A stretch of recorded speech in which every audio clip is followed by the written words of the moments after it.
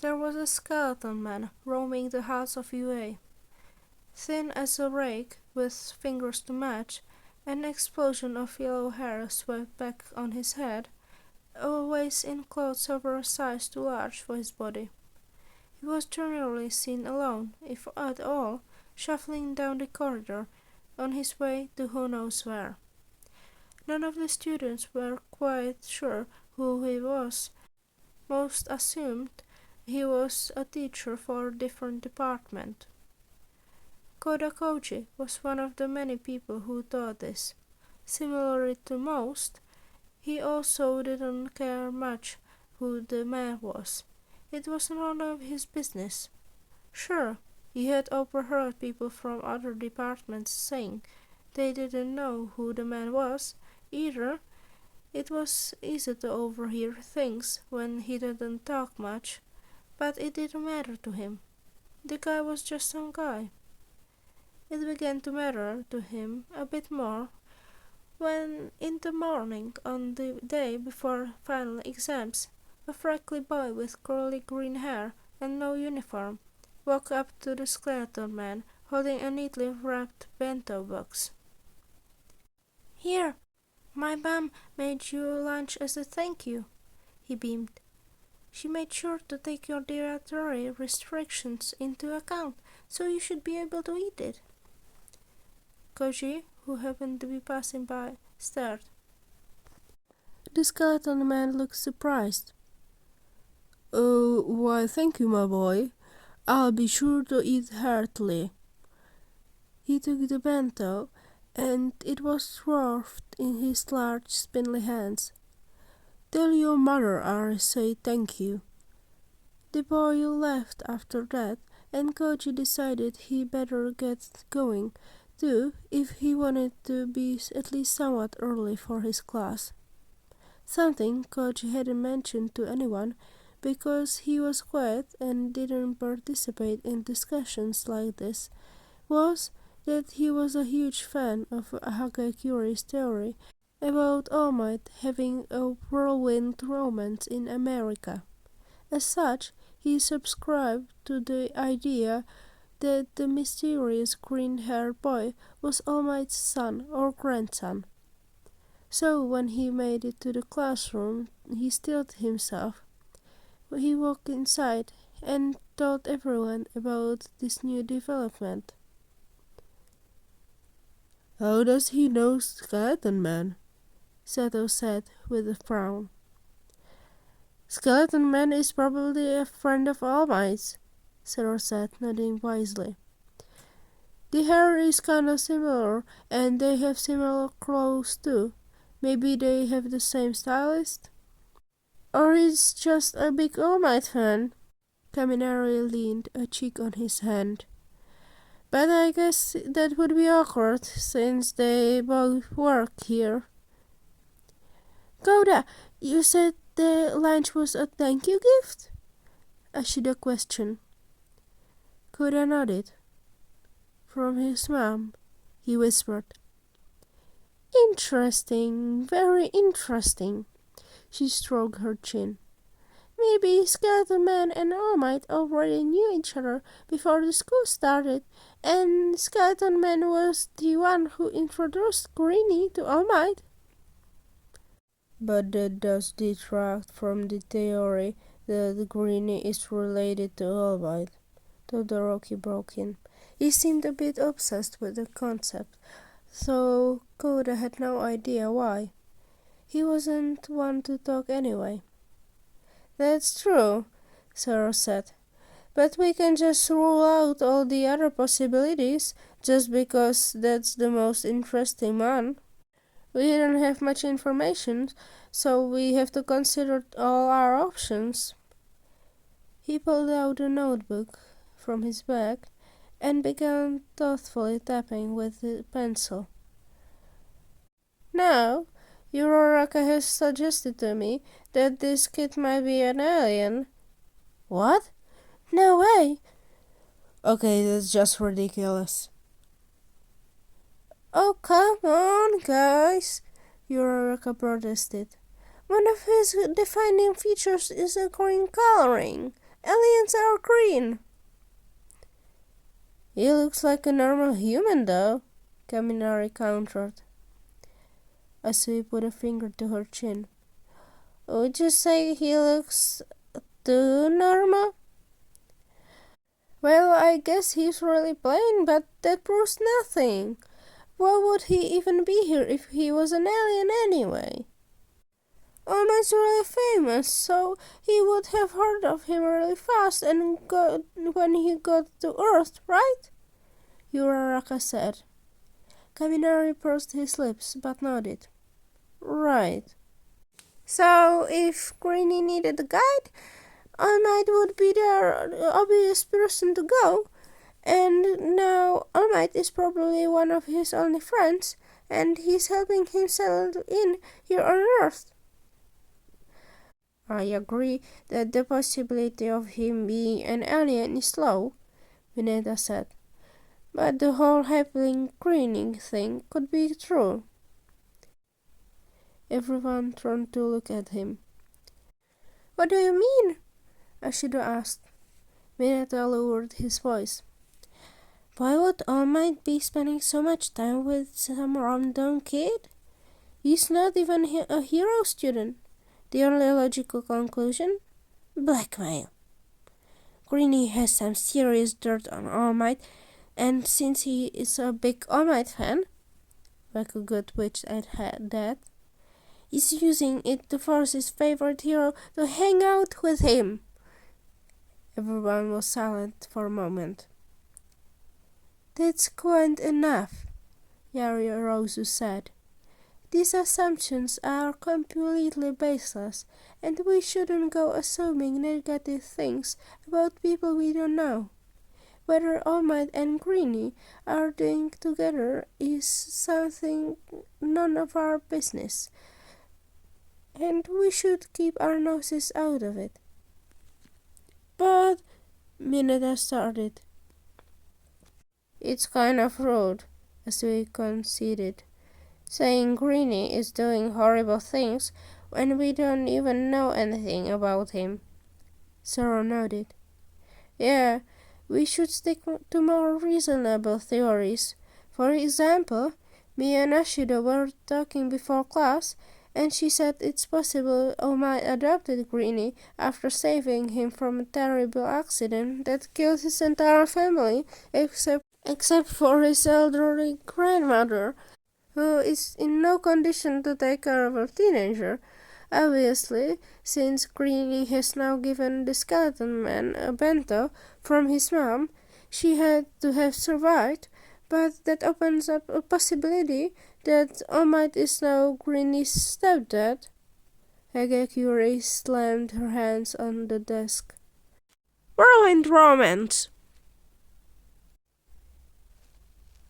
Soon enough, every member of Class 1A, other than Bakugou, had caught a glimpse of All Might's mysterious companion. No one got the chance to talk to him. Zoro came close, but he was distracted by an upperclassman, and by the time he looked back, the Greenie was gone. Todoroki had been with Yaoyorozu when they saw him, and was purported to just have stared at very intensely until All Might and the Greenie left. Yaoyorozu was respectful and ignored them. Hagakure had tried to invisibly follow them to wherever it was they were going, but a security robot noticed her to Ruenzi and herded her back to class. Most students were too worried about the ongoing exams to pay the mysterious Greenie any mind, but all still had an inkling of curiosity running through them. Bakugou had started shouting at the rest of the class to stop talking whenever they brought up the subject. In response, the theories only grew wilder. On the way to the summer training camp, Tokame proposed the idea that Greenie was in fact an extra-dimensional traveler from a realm that had fallen into darkness under the influence of powerful villain organization called Dark Union, and Greenie was here to learn from the greatest hero in known worlds to take the organization down. Ojiro said that Greenie was probably a family friend who All Might was watching out of the goodness of his heart while his parents were too busy, but he was immediately shut down. Why isn't he in school anyway? Ashida wondered. It doesn't make sense for him to come at UA in the middle of the day. Perhaps this is something educational, said Ida. Like an internship or a school project to shadow a working adult and discover what they do all day. Tokoyami nodded. Yes, that's what I suggested last week. Zoro crossed his arms, frowning. I don't know, a school project that lasts over 3 months? I guess it's not like we know all the details, Kirishima said with a shrug. Yeah, Uraraka chimed in. We still haven't confirmed whether he's an alien or not. Would your conspiracy theorist freaks shut your mouth already? The bus exploded in uproar, and Aizawa covered his ears and concentrated on the road outside. Giving them the answers they wanted would only cause more speculation. And besides, All Might wanted to keep Midoriya a secret, even though he himself was doing only a half-decent job of keeping the boy away from prying eyes. During the training camp, no one had the energy to discuss Greenie anymore. Afterwards, it wasn't a topic anyone was interested in focusing on. One thing, at least, began to make sense in the following days. When All Might battled the terrifying villain on TV and was reduced to a smaller, more skeletal form, Mina was shocked, as the rest of her classmates, to discover that the skeleton man of UA had in fact been All Might all along. Over the course of the rest of summer break, before moving into the dorms, the Greenie conspiracy group chat, which contained the entirety of Class 1A minus Bakugou, erupted with activity. All Might being the skeleton man completely obliterated not only the few theories about who the skeleton man was exactly, but also the sub-theories regarding his connection to Greenie. In the words of Tokoyami, who had undoubtedly stolen it from some anime, all was one and one was all. Ideas were still flying the day they moved into the dorms. The day after that, Aizawa dangled an enticing carrot on the stick in front of them, in front of the ultimate moves training. This managed to distract them most of the time, but in the evenings when they were tired from training, and most of them were lying around in the common area, they didn't have much better to do than talk. Maybe, Kaminari said from where he was lying face down on a couch. I didn't raise him, but they are not even related. Greenie got dropped off on his doorstep without so much as a note, and all it was like, well, I guess I don't have any choice than to take care of this baby, and they've been stuck together ever since. Unlikely. Ida was scribbling something down in a workbook he was then required to fill. Why they seem close, it doesn't appear that their relationship is at a level indicating that they have known each other for a longer period of time. However, Agakuri's latest theory does have some merit. Bakugou appeared from the stairwell and slouched into the kitchen.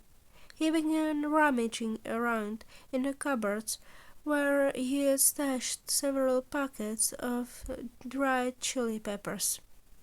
And if she's right, and Greenie is indeed a child of All Might and the princess of a foreign nation, stop making up this bullshit and acting like there is a chance in hell any of that is real, Bakugou screamed. He lobbed the pepper packet he was holding into the living room, where it had bounced off the top of the television set and, by sheer chance, hit Hagakure in the face. All Might's just probably training him or something, Bakugou growled at a normal volume. He grabbed a new pepper packet and ripped it open. Or using him as a personal servant. What? No! All Might wouldn't use a teenager as a servant. Yeah, think what you want. He stuffed a pepper in his mouth. Doesn't change the fact that it's none of your business. Who cares that some little green small fry is getting up to? With that, he stalked back up the stairs, with peppers clenched tightly in his fist. Well, anyway, Hagakure whispered once she was sure that he was gone. About my theory? The ride to the provisional licensing exam was marked by jittery nerves and an abundance of nervous laughter. Some dealt with by their anxiety by being loud and chattering it away, while others were quiet and reserved. It got worse when it was revealed that only 100 examinees would be passing the test. Still, they decided to go at it with plus ultra attitude.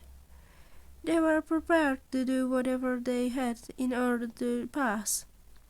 Immediately after the first portion of the test began, half of the class was safe from being tagged out only by reflexes born from their experiences in this first year.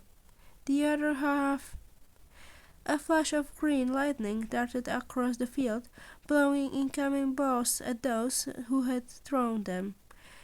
The light stopped and solidified for a moment into the shape of a person, a boy with green hair and a matching costume. All the lights on his targets lit up blue, passed already, and he was off again. Ashido gaped. Was that? Duck! Sarah pushed her out of the way of an incoming volley of ammo. I think it was, but let's focus on the exam right now. Right. They did as Sarah had suggested from then on, and after passing the first portion of the test, everyone had spotted Greenie was too busy celebrating their success to say anything about him.